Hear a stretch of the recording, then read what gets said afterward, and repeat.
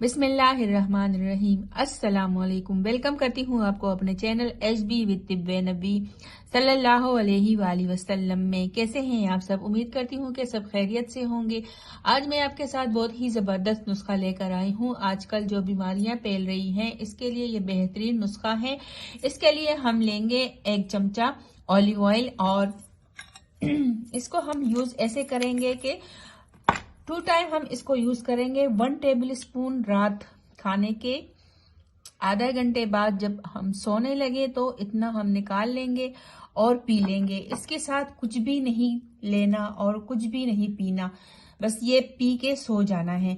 और इसके साथ एक काम और करना है कि ऑलिव ऑयल के 2 कतरे नाक में डालने हैं।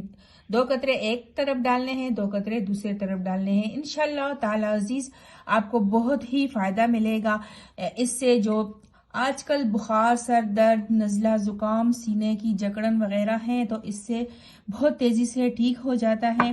और आजकल इस नुस्खे की बहुत ज्यादा जरूरत है। और इसके साथ हम एक और काम और करेंगे कि ये जो गंडेरियां हैं, अल्लाह ताला वो चीज पैदा करता है जिस सीजन में जिस चीज की हमें जरूरत होती है।